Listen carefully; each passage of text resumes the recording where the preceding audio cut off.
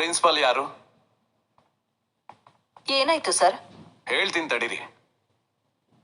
ದಿನ ಮಕ್ಕಳಿಗಿಲ್ಲಿ ಏನ್ ಪಾಠ ಹೇಳ್ಕೊಡ್ತೀರಾ? 9ಗೆ ಪ್ರೇಯರ್, 10ಗೆ ಮ್ಯಾಥ್ಸ್, 11ಗೆ ಫಿಸಿಕ್ಸ್. ಇವಾಗ ನಾನೊಂದು ಪಾಠ ಹೇಳ್ತೀನಿ.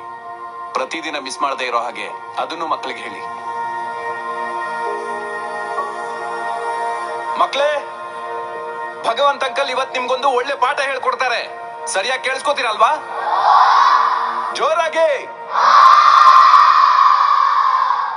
ಮಕ್ಕಳೇ, ನಿಮ್ ಜೊತೆ ಆಟ ಆಡ್ತಾ ಇಲ್ಲ ಚಾಕ್ಲೇಟ್ ಕೊಡ್ತಾ ನಿಮ್ ಮೈ ಮೇಲೆ ಅಲ್ಲಿ ಇಲ್ಲಿ ಕೈ ಹಾಕ್ತಾರೆ. ಆವಾಗ ನೀವು ಸ್ವಲ್ಪ ಹುಷಾರಾಗಿರ್ಬೇಕು. ನಿಮ್ ಮೈ ಮೇಲೆ 3 ಜಾಗಕ್ಕೆ ಕೈ ಹಾಕೋದು ತುಂಬಾ ತಪ್ಪು.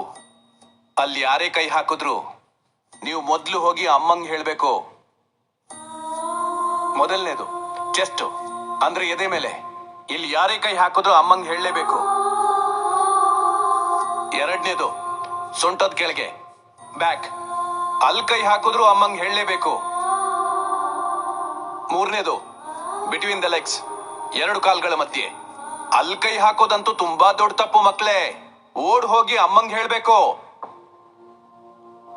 ಮಕ್ಕಳೇ, ಮತ್ತೆ ಹೇಳ್ತಿದ್ದೀನಿ, ಈ 3 ಕಡೆ ಕೈ ಹಾಕೋರು ನಿಮ್ ಜೊತೆ ಆಟ ಆಡೋ ಸ್ನೇಹಿತರಾಗಿರ್ಬೋದು, ಪಾಠ ಹೇಳ್ಕೊಡೋ ಮೇಷ್ಟ್ರಾಗಿರ್ಬೋದು, ಪಕ್ಕದ ಮನೆ ಅಂಕಲ್ ಆಗಿರಬಹುದು, ಮನೇಲಿ ತಾತ ಆದ್ರು, ಮಾವ ಆದ್ರು, ಅಣ್ಣ ಆದ್ರು, ತಮ್ಮ ಆದ್ರು, ಕೊನೆಗೆ ಅವನು ಹೆತ್ತ ತಂದೆ ಆದ್ರೂ ಅಮ್ಮಂಗೆ ಹೇಳಲೇಬೇಕು.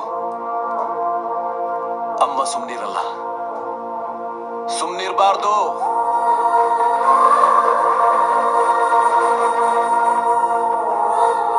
ನೀವು ಯಾವುದೇ ಕಾಡಿಗೆ ಹೋದ್ರು ಅಲ್ಲಿ ಹುಲಿ ಸಿಂಹ ಇರುತ್ತೆ ಅಂತ ಕ್ಲಿಯರ್ ಕಟ್ ಆಗಿ ಬೋರ್ಡ್ ಇರುತ್ತೆ. ಇಲ್ಲಿ ಒಳ್ಳೆಯವನ ಮುಖವಾಡ ಹಾಕಿರೋ ನರಿ ಇರುತ್ತೆ, ಜೊತೆಯಲ್ಲೇ ಇರೋ ಮೊಸಳೆಗಳಿರುತ್ತೆ. ಸ್ವಲ್ಪ ಹುಷಾರಾಗಿರಿ ಮಕ್ಕಳೇ. ಮೃಗ ಎಷ್ಟೇ ಕಷ್ಟಪಟ್ಟರು ಮನುಷ್ಯ ಆಗಲ್ಲ. ಆದ್ರೆ ಒಬ್ಬ ಮನುಷ್ಯ ಮೃಗ ಆಗೋಕೆ ಒಂದು ಹೆಣ್ಮಗುನ ನೋಡಿದ್ರೆ ಸಾಕು ಕಿತ್ತೋದ್ ನನ್ ಮಕ್ಕಳು.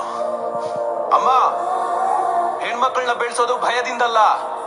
ಸುಮ್ನೆ ಬ್ಯಾಗಲ್ಲಿ ಪೆಪ್ಪರ್ ಸ್ಪ್ರೇ ಇಡೋದು, ಏನಾದ್ರೂ ಆದ್ರೆ ಕ್ಯಾಂಡಲ್ ಹಚ್ಚಿ ವಾಕ್ ಮಾಡೋದಲ್ಲ. ಮೈ ಮೇಲ್ ಕೈ ಹಾಕ್ದವನ್ನ ಸಿಗದು ತೋರಣ ಕಟ್ಬೇಕು. ಆ ತರ ಬೆಳೆಸ್ಬೇಕು. ಬನಾವ್ ಬೇಟಿ ಕೋ ಶೇರ್.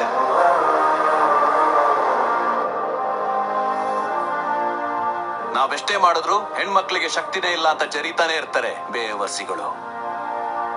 ಅವನ್ನ ಹೆರೋವಾಗ ತಾಯಿ ಪಟ್ಟಿರೋ ನೋವನ್ನ ಅವನ್ ನೋಡಿರಲ್ವಲ್ಲ.